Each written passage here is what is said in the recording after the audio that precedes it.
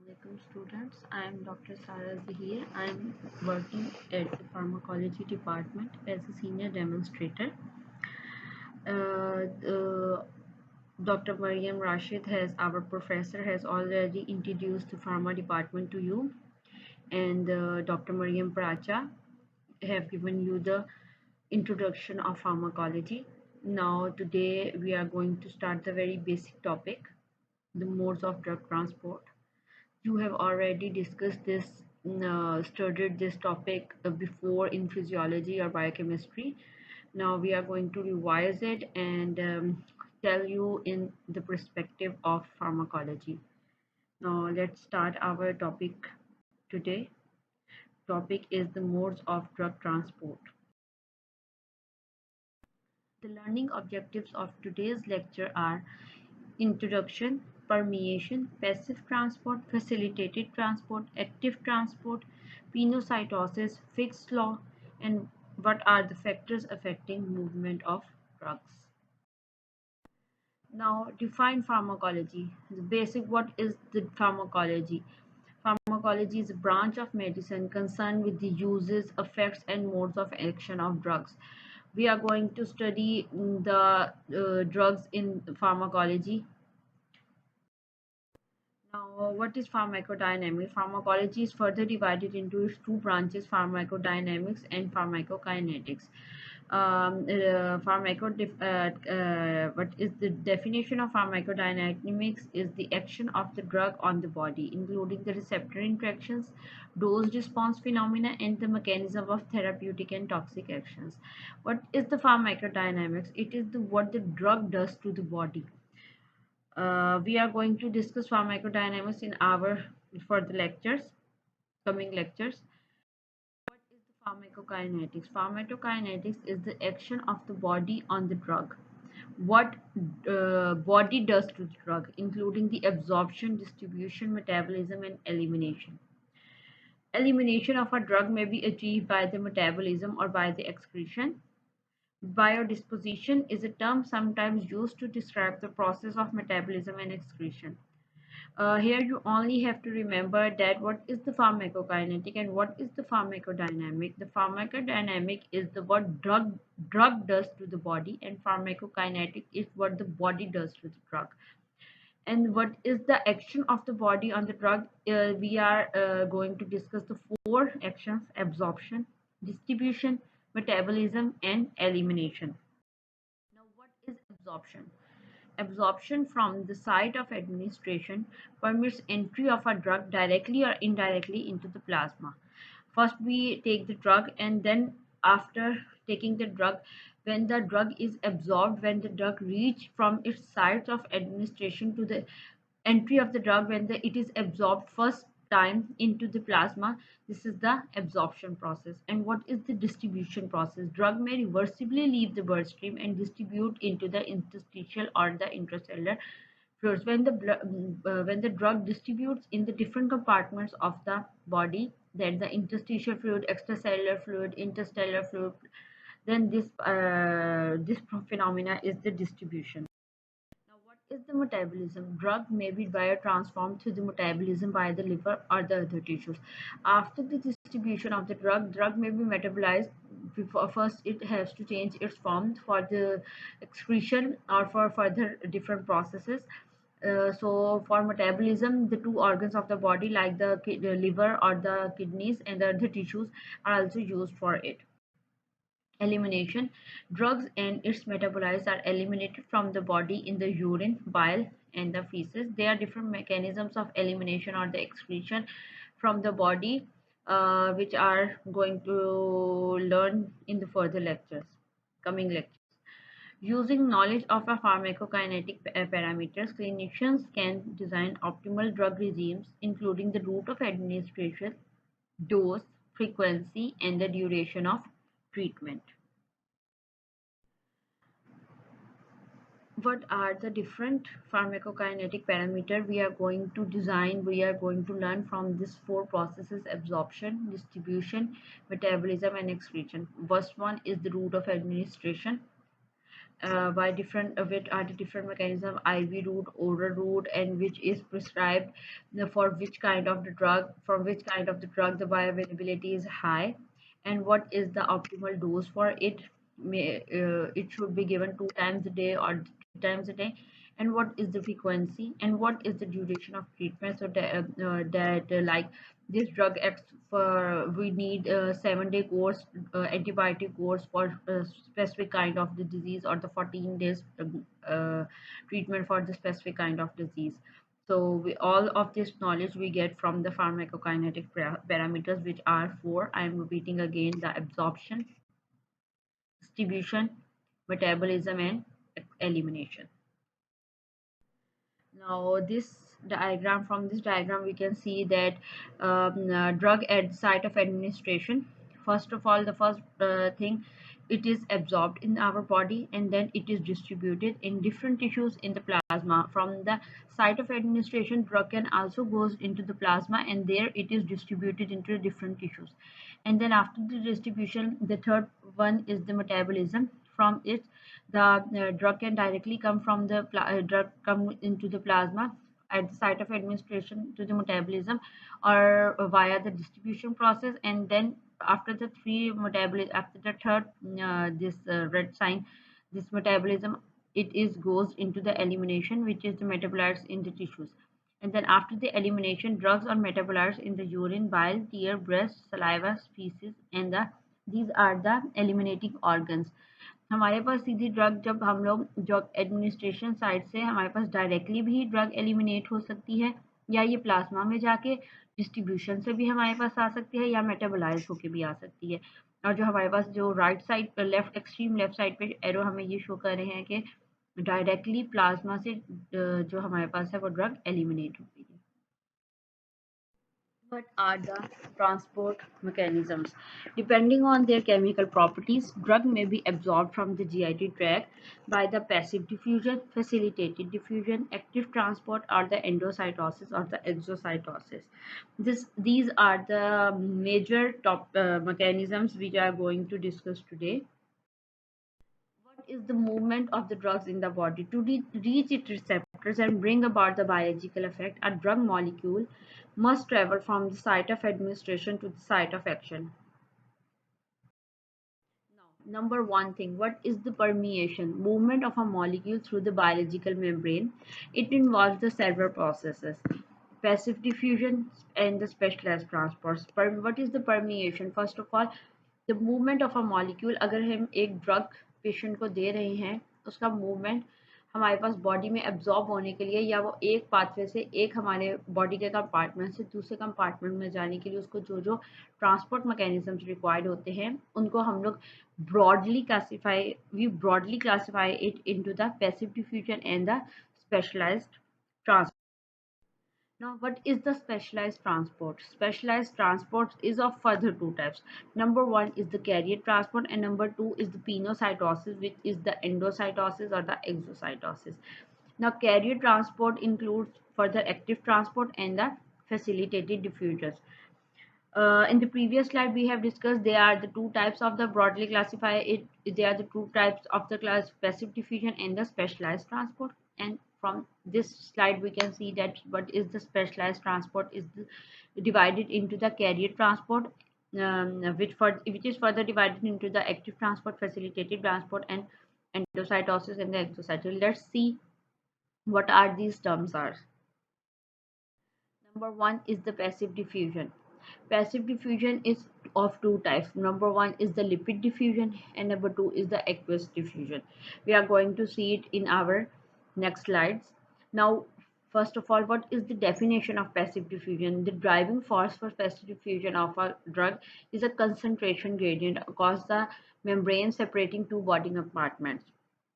Like, this is the concentration gradient which brings about the movement of a drug from one compartment to another compartment. What is the passive diffusion? The drug moves from an area of high concentration to an area of low concentration. As we all know that if a drug, if anything, if we put the water in two compartments, like one is the higher and the other one is lower, and we make a hole in it, in a glass, then it easily moves without any effort from the glass which is higher than the lower one. So no energy is required in this process. This process is the most important thing to remember in this. It moves from the higher concentration towards the lower concentration. Passive diffusion does not involve a carrier, and it is not saturable, and it shows the low structure specificity.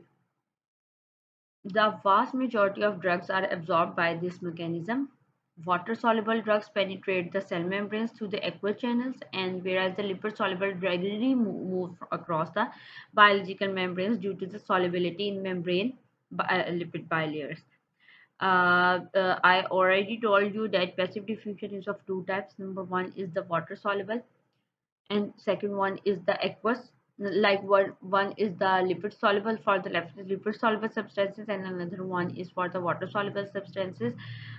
Then As we can see in this diagram, for the water soluble substances, the different pores, water channels are formed, aqueous channels or the pores are formed.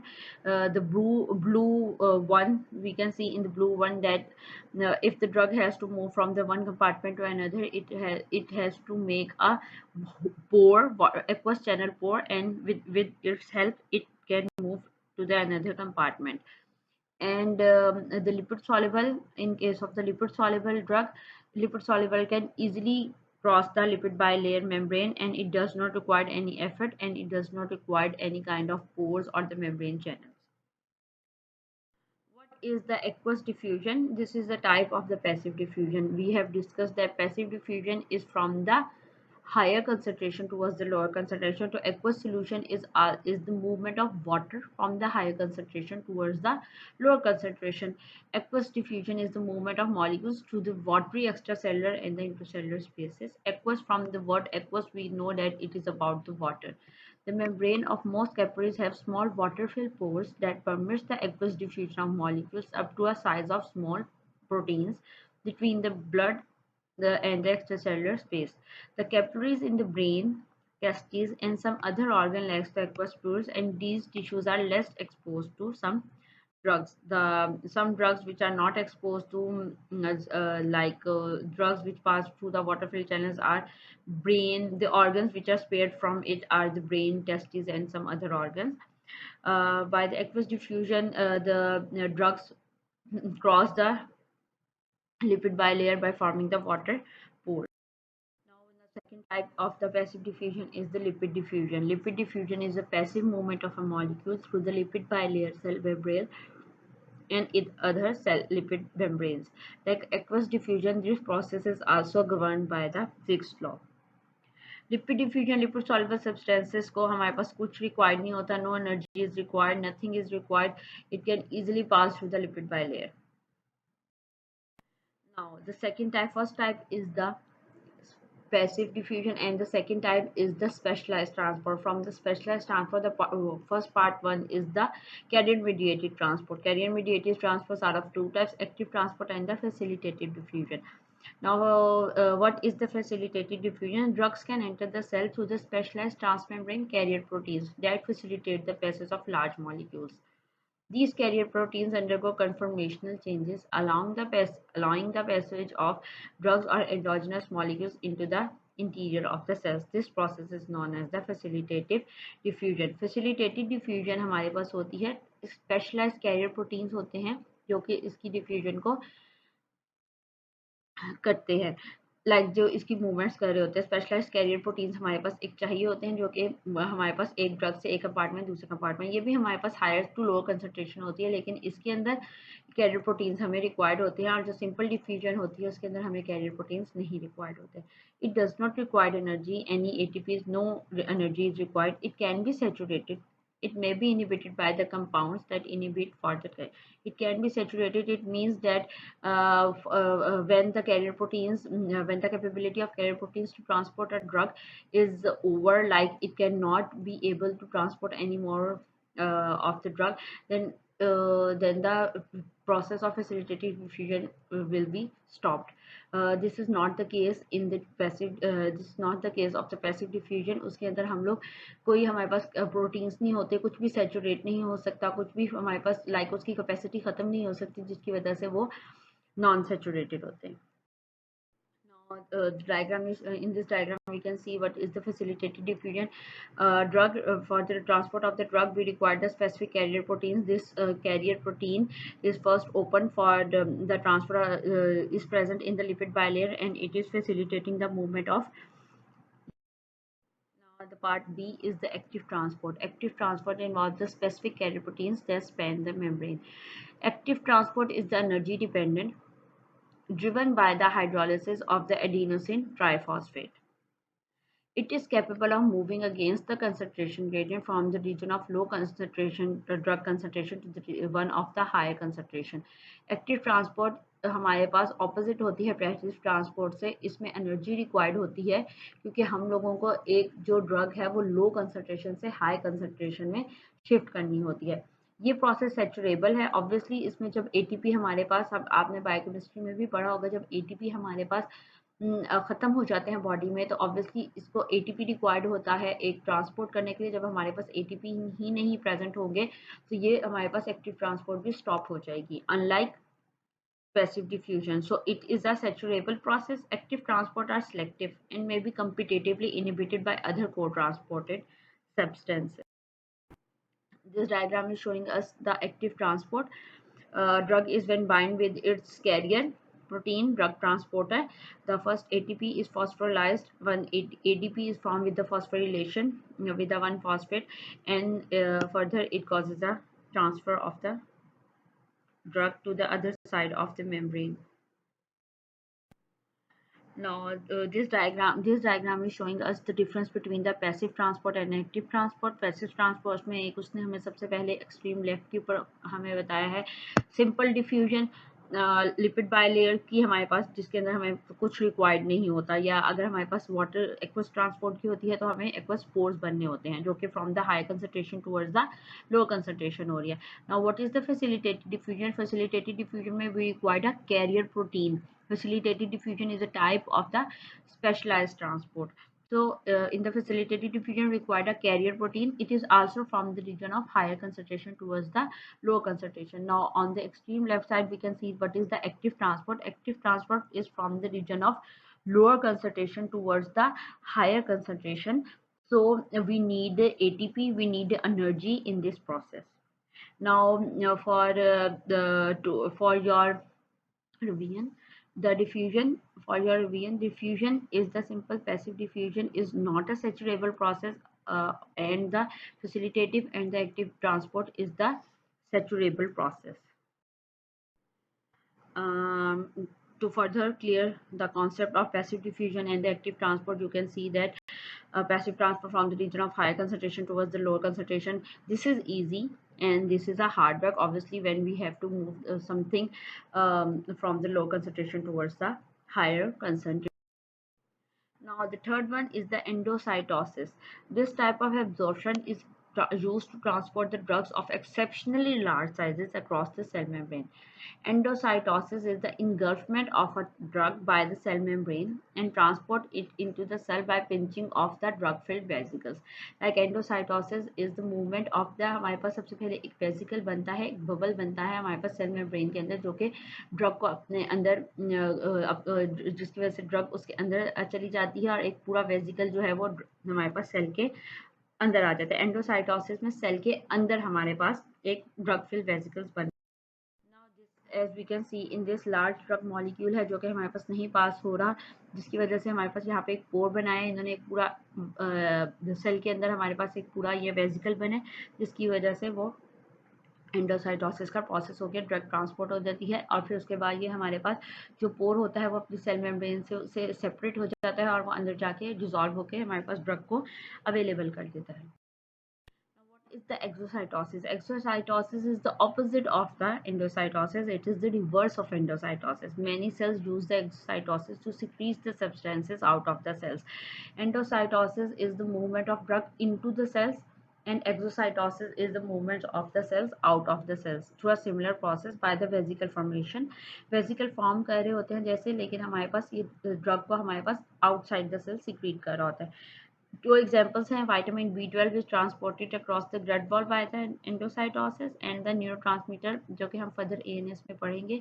The neurotransmitter ANS are also stored in the intercellular vesicles in the nerve terminal and they are released by the process of exocytosis. Endocytosis and exocytosis is the different terms, but they are opposite of each other. Exocytosis is the movement of the drug molecule, very large drug molecules out of the cells, and endocytosis is the into the cell by forming the vesicles. Sites where the carrier mediated drug transport is important. Different sites where we need the carrier mediated drug transport. First one is the blood brain barrier and the second one is the GIT, renal tubules, biliary tract and the placenta. Now you can see in this diagram what is the difference between active transport and the passive transport. Active transport pumps the molecules through the cell membrane against the concentration gradient, and the passive transport moves not against the concentration, it moves through the concentration gradient. ATP is required in the active transport, no energy is required in the passive transport. Endocytosis, exocytosis, secretion of substances into the bloodstream, and the sodium potassium pumps are the type of the active transport. Diffusion, facilitated diffusion, and osmosis are the types of the passive diffusion. Active diffusion allows the molecules to pass through the cell membrane, disrupting the equilibrium established by the diffusion. A dynamic equilibrium of water, nutrients, gases, and the wastes are maintained by the cytosol and the extracellular environment. Ions, large proteins, complex sugars and cells are transported. Water-soluble molecules like small monosaccharides, lipid, carbohydrate, oxygen, and water are transported. बहुत large molecules को transfer करने के लिए we need the active transport, and small molecules हमारे पास can easily pass through the passive transport. It is required for the entrance of large insoluble molecules into the cells. And what is the passive diffusion allows the maintenance of the delicate homeostasis between the cytosol and the extracellular fluid. Now, what is the fixed law of diffusion? Fixed law predicts the rate of movements of a molecule across a barrier. ये हमारे पास हम लोग एक formula show कर रहे हैं. The C1 is the concentration, higher concentration, and the C2 is the lower concentration. Flux is the molecules per unit time. The rate of the movement of a drug is depend directly on the permeability coefficient and the surface area of the membrane, and it inversely proportional to the thickness. Like if there is a increased thickness, the increased thickness of a membrane, it is inversely proportional to the movement of the drug. And if the drug has a large surface area, then there is a increased chance, like it is directly proportional, so there is a increased chances of the transport of the drug.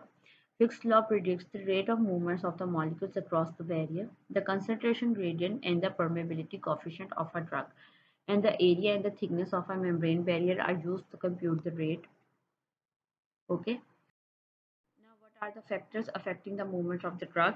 From the fixed law, drug absorption in the blood is faster with the organs with a large surface area, such as the small intestine, than from the organs with the small absorption area.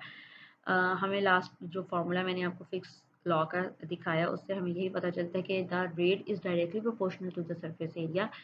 सो जितना ज़्यादा हमारे पास surface area होगा, like small intestine का surface area हमारे पास stomach से ज़्यादा है, तो लार्ज इंटेस्टाइन के अंदर हमारे पास ज़्यादा जल्दी जो है वो मूवमेंट ऑफ मॉलिक्यूल्स होगी, एब्जॉर्प्शन होगी, एंड हमारे पास स्टमक के अंदर स्लो होगी. And the second thing we get is the membrane barriers, the thickness of the membrane is inversely proportional to the, it is in the denominator, so it is inversely proportional to the rate, and the drug absorption is faster from the organs with the thin membrane molecules than from those with the thick membrane.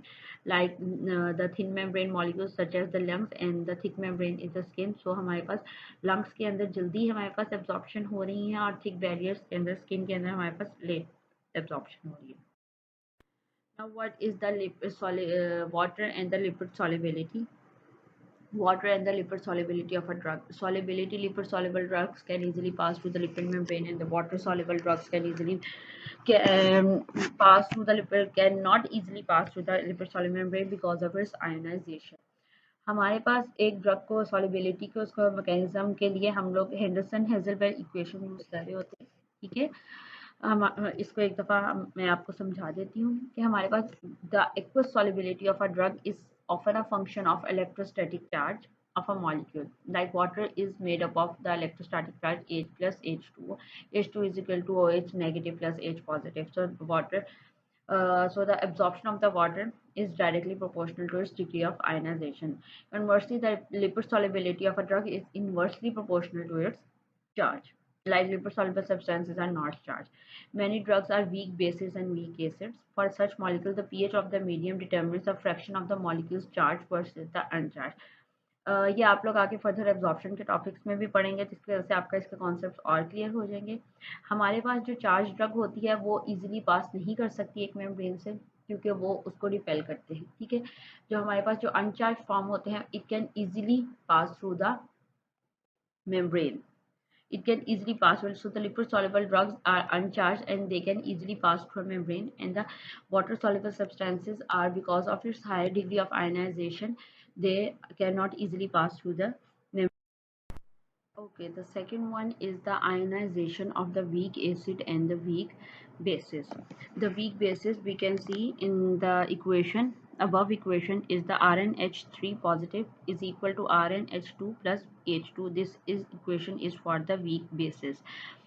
The weak bases are ionized. RnH3 positive is the ionized form. It is a charged form and it is the more polar, and it is easily absorbed into the water because water is also the charged form, is in the charged form. So the weak bases are easily dissolved into the water. And the weak acid, as we can see, RCOOH, its protonated form, its form which has the proton in R non-ionized, it does not have any charge on it. So if the drug is non-ionized or it uncharged, it is very difficult for it to dissolve into the water. So the weak acids are less water soluble when they are protonated, and it is more lipid soluble. So weak bases are can easily dissolve into the water when they are protonated form, and the weak acids are ionized mostly in, and they are less water soluble in its protonated form.